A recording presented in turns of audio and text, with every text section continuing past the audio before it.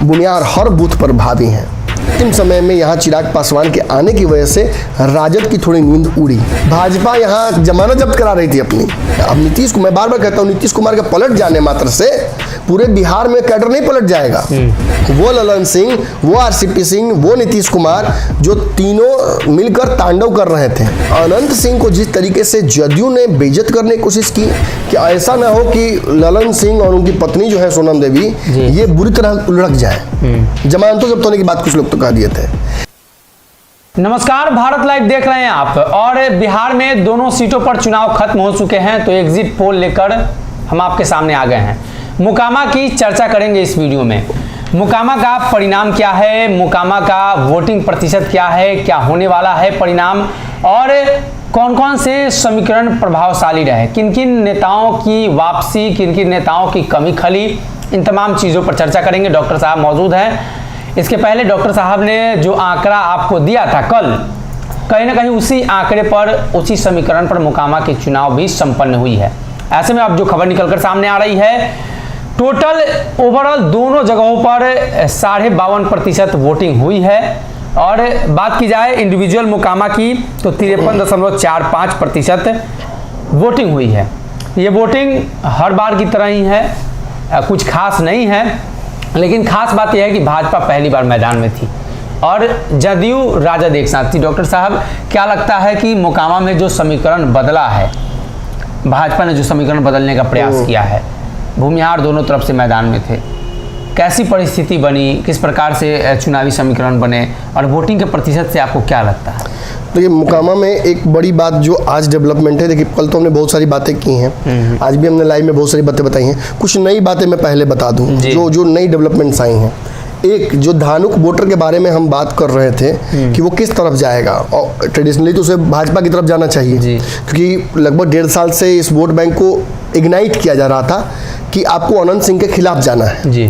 तो अनंत सिंह निर्दलीय भी होते तो उनके खिलाफ करने की ये तैयारी थी ऐसी, और अंतिम समय में ये वोट बैंक ट्रांसफर भी उधर ही हुआ है। ये एक नया अपडेट है।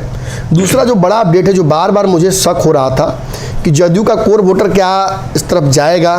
कोर वोटर से मुझे ज़्यादातर कार्यकर्ताओं से ही मैं मतलब रखता हूँ। कार्यकर्ता जो जदयू के हैं वो पूरी तरीके से डेडिकेटेड नहीं दिखे इस पूरे चुनाव के दौरान। हमने देखा अब राजद एग्रेसिव थी, राजद काफ़ी एग्रेसिव थी। राजद इनफैक्ट इस सीट को, गोपालगंज की सीट को ज़्यादा जीत के तौर पर मानकर चल रही है। और अंतिम समय में यहाँ चिराग पासवान के आने की वजह से राजद की थोड़ी नींद उड़ी। राजद की नींद इतनी उड़ी, और अगर ये मैं बोलता हूँ तो कई लोग लगता है अरे चिराग पासवान फैक्टर नहीं है, ये बातें वो कमेंट में आएगा, मुझे पता है। लेकिन मैं आपको ये बता दूं कि यहाँ राजद ही फैक्टर नहीं है यहाँ अनंत सिंह फैक्टर है। राजद का जो कोर वोटर वर्ग है वो इस क्षेत्र में 15 से 20 हज़ार के अंदर सिमट जाता है। एमवाई समीकरण इससे ज़्यादा यहाँ नहीं है। दूसरी बात, इस क्षेत्र में भूमिहारों का जो दबदबा है उसको राजद आज से नहीं भुलाना चाहती है, एक जमाने से उसके पीछे वो पड़ी हुई है। जदयू भी इस भूमिहार वोट बैंक को अपने पाले में ट्रेडिशनली करती आई है। भाजपा के लिए चुनौती ये है कि ना तो भूमिहारों के साथ भाजपा का यहाँ सेंटिमेंटल लगाव है कोई, और ना ही यहाँ पे भाजपा का कैडर है। तो ऐसी स्थिति में भाजपा का पहली बार यहाँ चुनाव लड़ना अपने आप में एक बहुत बड़ी चुनौती थी। इसलिए बार बार आप सुन रहे थे कि मैं और कई जो विश्लेषक हैं वो ये बात बार बार कह रहे थे कि ऐसा ना हो कि ललन सिंह और उनकी पत्नी जो है सोनम देवी ये बुरी तरह उलझ जाए। जमानतों जब्त होने की बात कुछ लोग तो कह दिए थे। इसके पीछे कारण था, ये जो पूर्व मैंने कारण दिए हैं, इसके अलावा कारण ये भी था कि ये भी शैडो में ही राजनीति किए हैं। इनका भी नाम मोकामा के बाहुबलियों में आता है, लेकिन अनंत सिंह, ललन सिंह के शैडो में ये काम करते रहे हैं। तो आप जिसके शैडो में काम कर रहे हैं बहुत जल्दी उसको ओवर शैडो नहीं कर पाइएगा। ये एक ट्रेडिशनली माइंडसेट उस क्षेत्र का है। डेमोग्राफिक बिखराव जो इस क्षेत्र में है वोटों का, वो बड़ा अलग तरीके का है। भूमिहार हर बूथ पर भावी हैं, हर बूथ पर भूमिहार हावी हैं। कुछ धानुक जो वोट बैंक के क्षेत्र के जो बूथ्स हैं उनको छोड़कर। तो ओवरऑल आप देखिए क्या कि चूंकि दोनों जो प्रत्याशी हैं भूमिहार जाति के हैं, दोनों जो पार्टियों ने यहाँ पे वोट बैंक साधने की कोशिश की है, तो राजद भी भूमिहार को अपने पाले में करना चाह रही है और भाजपा तो भूमिहार ट्रेडिशनल का है भूमिहार की, इसलिए तो भाजपा भी तो बात तो चाहती है कि वो भूमिहार के साथ रहें। अब भूमिहारों के साथ एक खास बात क्या है कि एक भूमिहार का लड़का 7 गो वोट पटकवाता है, ये माना जाता है। और इन क्षेत्रों में तो मतलब ये एकदम लिखित है कि 7 गो ना इन्फ्लुएंस करे तो 2 गो 3 गो जरूर कर देगा जी। तो अनंत सिंह के लिए ये मोबिलाइजेशन बड़ा आसान हो जाता है, क्योंकि अनंत सिंह उन नेताओं में से हैं जिनकी मेमे कैपेसिटी बहुत तगड़ी है जी। मतलब वो मीम मटेरियल है, वो यूट्यूब के माध्यम से जल्दी पहुंच जाते हैं, बाकी लोगों को खर्चा करना पड़ता है। कुछ चैनलों को हायर करके बेचारे लेके गए थे, अनंत सिंह खुद चैनल को हायर करते थे। हाँ, अनंत सिंह के चलते चैनल जाते हैं वहाँ की व्यू मिलेगा। कितना जना जाके वहाँ चैनल खड़ा कर लिया लोग अपना, जिसको 100 को व्यू नहीं आता तो उसको 1 लाख 1.5 लाख आने लगा जी। बड़ा बड़ा चैनल सब वहाँ खुल गया है। तो ये एक ऐसा बिंदु है जो अब हमें एड्रेस करना पड़ेगा। सोशल मीडिया का इम्पैक्ट अनंत सिंह के पक्ष में बहुत धांसू है। अगर सोशल मीडिया पर आप अभी लिख दीजिए कि मोकामा कौन जीत रहा है तो शायद आप एग्जिट पोल करने की जरूरत नहीं पड़ेगी जी। 90% से ऊपर लोग कह देंगे कि अनंत सिंह जीत रहे हैं। लेकिन इसी जगह पर आती है कागज कलम दवात की आवश्यकता, इसी जगह पे आती है एक सभ्य सत्य शोध की जो हम करने बैठे हैं। हर चुनाव के बाद सत्य शोध हमारे चैनल में होता है। सत्य शोध मतलब सच को सच तक पहुंचाना जी। हमारे दर्शक जो जानना चाहते हैं, वो दर्शक जिनको सही में केवल मतलब फैन फॉलोइंग नहीं है कि इस नेता के पीछे पड़े हुए हैं, इस जाति के नेता के पीछे पड़े हुए हैं तो अंधभक्त की तरह पड़े हुए हैं, कोई मोदी का भक्त है, कोई तेजस्वी का भक्त है, कोई अनंत सिंह का भक्त है, वैसा नहीं। वो वोटर जो वाकई उस क्षेत्र की समस्याओं को समझता है और वो जानता है कि या तो बदलाव के लिए वोट करने गया है, या वो वोट करने गया है कि भाई हमारे क्षेत्र में काम अच्छा हो रहा है तो इस व्यक्ति को हटने नहीं देना है जी। उस वोटर के लिए कुछ फैक्ट्स हैं, जान लेने चाहिए। वोटिंग परसेंट पिछली बार से थोड़ा मैं कहूँगा कि अच्छा ही है, इसलिए क्योंकि उपचुनाव में वोटिंग परसेंटेज हमने देखा है घटता है। दोबारा तिबारा एक काम आप नहीं करना चाहते हैं। 5 साल के लिए एक बार वोटिंग होती है तो 5 साल की सरकार बन जाती है, लेकिन बीच में अगर टूट-फूट होता है तो इसका खामियाजा भुगतना पड़ता है प्रतिनिधियों को। लेकिन जिन परिस्थिति में गोपालगंज और मोकामा की परिस्थितियां बिल्कुल अलग है। गोपालगंज में प्रत्याशी अब इस दुनिया में नहीं है तो सेंटिमेंटल वोट उधर जाएगा, लेकिन अनंत सिंह को जिस तरीके से जदयू ने बेइज्जत करने की कोशिश की, यूएपीए एक्ट लगाया, 3 साल से ज्यादा उनकी सजा होनी तय है, उस परिस्थिति में उनकी वो विधायकी रद्द हुई है। तो इसके पीछे भाजपा नहीं है, इसके पीछे भाजपा नहीं है, इसके पीछे है जदयू। वो ललन सिंह, वो आरसीपी सिंह, वो नीतीश कुमार, जो तीनों मिलकर तांडव कर रहे थे। एक सवाल तो इसमें ये भी उठेगा ना कि क्या जदयू के लोग वोट किए होंगे? मैंने तो शुरू में कहा कि जदयू ने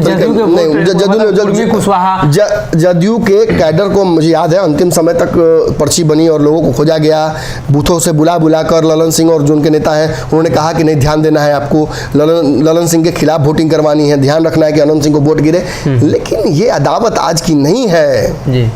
पुलिस आके कह जाएगी कि आप लोग का प्रॉपर्टी का विवाद है, मैनेज कर लीजिए आपस में, जरूरी थोड़ी का मैनेज कीजिएगा, पुलिस जाते फिर लाठी चलने लगता है जी। तो वो परिस्थितियां हैं। अब नीतीश को मैं बार बार कहता हूं, नीतीश कुमार के पलट जाने मात्र से पूरे बिहार में कैडर नहीं पलट जाएगा। जब आप एक साथ होते हैं, आपको मैंडेट मिलता है तो बहुत तरह के रिश्ते डेवलप होते हैं। पुरानी एक कहावत थी, जब लालू प्रसाद यादव बिहार में शुरुआत के समय में थे जी, तो लालू का यादव और इधर कुशवाहा दोनों की राजनीति बिहार में बराबर थी, जनसंख्या भी लगभग कुर्मी कुशवाहा बराबर थी। तो क्या वो परिस्थिति राजद के विपक्ष में बिहार के अलग अलग हिस्सों में जो बनती है, इस जगह बार भी मोकामा में निश्चित तौर पर यहाँ पर ओबीसी की एक बड़ी जनसंख्या है, जिसमें खासतौर पे कुर्मी कोयरी के लोग हैं और वो निर्णायक भी हैं। लेकिन मुझे लगता है कि शायद अनंत सिंह की तरफ वो वोट बैंक ट्रांसफर कराने की जो काबिलियत है वो ललन सिंह में नहीं थी। नीतीश कुमार मांझी गए होते तो बात निश्चित तौर पर अलग होती। देखिए, दलितों का नेता इनके साथ नहीं पहुंचा, और दूसरी तरफ आप देख रहे हैं कि चिराग पासवान ने पहुंचा कर जो 20,000 शुद्ध, देखिए 40,000 दलित है, 40,000 दलित में से 20,000 पासवान मात्र है। तो ये ठीक है, धानुक 50,000 है, धानुक 50,000 में से अगर मैं कहता हूँ 20,000 भाजपा अगर तोड़ के ले जाएगी और 50% के आसपास वोटिंग भी तो 50% तो 25,000 में मान लेता हूँ कि 20,000 अगर वोट गया है, शुद्ध वोट लोग कह रहे हैं गया है, तो अगर 20,000 गया है तो बहुत बड़ा वोट बैंक गया है। 40,000 जो दलित है इसमें से 20,000 भी जाता है तो बहुत बड़ी बात है, 50,000 वोट का तो जुगाड़ कर दिया उन्होंने ना। इसके अलावा राजपूत, यादवों और मुसलमानों की जो संख्या है इसको जोड़कर भी 20,000 नहीं हो रहा है। और अन्य जो है इसमें सहनी का भी वोट बैंक है जो मुकेश सहनी के कहने की वजह से इस तरफ जाएगा जी। लेकिन निर्णायक कौन हुआ? निर्णायक तो इस जगह पर कहीं ना कहीं ब्राह्मण और भूमिहार ही हुए जी। भूमिहारों का बड़ा वोट बैंक है, उसमें सेंधमारी ऑलरेडी है, तो कहीं ना कहीं ये जो लड़ाई घूम फिर कर आई है वो बहुत निर्णायक दौर में पहुंच गई है। और भाजपा देखिए ना तो चिराग अब वही हैं जो थे 2020 के चुनाव तक, और ना भाजपा वही है जो 2015 के चुनाव वाली है। ये गलतफहमी होगी। अगर नीतीश सोच रहे हैं या तेजस्वी सोचेंगे तो गलतफहमी है। भाजपा के साथ भी तो सेंटिमेंटल वोट है कि नीतीश ने सरकार से हटा दिया अभी, लेकिन भाजपा ऐसी पार्टी है कि इन चीज़ों को भुला नहीं पाती है। विपक्ष में भाजपा की राजनीति इतनी फिसड्डी हो जाती है, इसी वजह से भाजपा इस जगह पर, आप खुद सोचिए, इस जगह पर जहां भाजपा अच्छा प्रदर्शन कर सकती थी, भाजपा यहां जमानत जब्त करा रही थी अपनी, और भाजपा को मैंने सूरजभान सिंह, पशुपति पारस, इतने बड़े बड़े नेताओं के बावजूद उतारना पड़ा शर्तें मानकर, आत्मघाती शर्तें। चिराग की कुछ शर्तों में ऐसी शर्तें हैं, उन शर्तों में जो आत्मघाती है भाजपा के लिए, लेकिन फिर भी भाजपा ने माना। और चिराग पासवान का इम्पैक्ट इस जगह पर कुछ लोग कहते हैं कि नहीं है, वो जान लें कि अंतिम समय में राजू तिवारी का एक फेक ऑडियो वायरल कराना ये साबित करता है कि इस जगह पर कहीं ना कहीं चिराग पासवान का इम्पैक्ट राजद समझ गई, महागठबंधन समझ गया, और महागठबंधन उसको नेगेट करने के लिए वो ऑडियो क्लिप वायरल कर रहा था। आपको ये भी पता है कि इन दोनों जगहों पर खुरापात भी करने की कोशिश की गई जी। इस खुरापात में कुछ लोग गिरफ्तार भी हुए हैं। यहाँ तो खैर खबर यह आई है कि गोलियां भी चली हैं कहीं कहीं। तो अब उन परिस्थितियों में आप समझिए कि मोकामा आज भी पुराने ढर्रे पर चल रहा है, आज भी पुराने स्टाइल में यहाँ राजनीति हो रही है। लेकिन एंटी इनकम्बेंसी, देखिए कुछ चीज़ें जो हैं वो तो हैं ही, वो तो वहाँ स्थिर है। कितना भी परसेंट वोटिंग हो जाए, एग्रेसिव वोटिंग हो, अनंत सिंह के फेवर में ही माना जाएगा जब एग्रेसिव वोटिंग होता है तो। लेकिन साइलेंट वोटर हर जगह खेला करते हैं, और इस जगह पर सवर्णों का एक बड़ा साइलेंट वोट है। धानुक वोटर साइलेंट वोटिंग करेंगे, इनका एक असर पड़ सकता है। अगर ये असर नहीं पड़ता है, चिराग पासवान अगर यहाँ भी फेल कर जाते हैं, जैसे तारापुर कुशस्थान में फेल कर गए थे, तो इस जगह पर भी क्लीन स्वीप राजद कर रही है, अनंत सिंह कर रहे हैं, कोई सामने नहीं टिक रहा है जी। तो कहीं ना कहीं मोकामा का एग्जिट पोल हमने आपको बताया, समीकरणों को बताया, वोटिंग कैसी हुई, किस प्रकार से हुई, कौन से वोट किस तरफ ट्रांसफ़र हो रहे थे। लेकिन अब अंत में फिर वही बात आती है कि आखिर ईवीएम में जो वोट बंद हो चुके हैं, जो प्रत्याशियों के भविष्य का फैसला होना है, वो तो चुनावी परिणाम के दिन होगा। ऐसे में आकलन और जो संभावनाएं हैं लगातार जारी है, और समीकरणों के आधार पर, वोटिंग ट्रेंड के आधार पर, और लोगों से जो मिली जानकारी और ग्राउंड जीरो से जो रिपोर्ट आई है उसके आधार पर ये बताया जा रहा है कि अनंत सिंह का पलड़ा मोकामा में अभी भी भारी है। ये मोकामा का सत्यशोध था, जिसमें हमने आपको बताया कि मोकामा की वास्तविक परिस्थिति क्या है। एग्जिट पोल के अनुसार आपको बताया कि क्या कयास लग रहे हैं। डॉक्टर साहब के साथ मोकामा पर चर्चा हुई है सत्यशोध में, और अगले कड़ी में यानी अगली सत्यशोध गोपालगंज की लेकर बाबा के साथ आएंगे, आपको बताएंगे कि आखिर गोपालगंज की वास्तविक परिस्थिति क्या है, गोपालगंज के जनता का मूड क्या है, किस तरफ वोटिंग का ट्रेंड रहा है, और गोपालगंज में कौन से प्रत्याशी बाजी मार रहे हैं। अगर ये वीडियो पसंद आई और वह बिहार के राजनीति और बिहारियत से सरोकार रखेनी तो सब्सक्राइब बटन दबा के चैनल के सब्सक्राइब कर ली। ओजे एगो घंटी बा, ओकरा बटन दबा देला से कुल सटीक और मारक खबर रुआ मुफ्त में मिल जाई। अगर रुआ पत्रकारिता के हमनी के नया प्रयोग में सहयोग कर चाहतानी तो ज्वाइन बटन दबा दी। पेटीएम नंबर नोट कर ली 9386816700। धन्यवाद।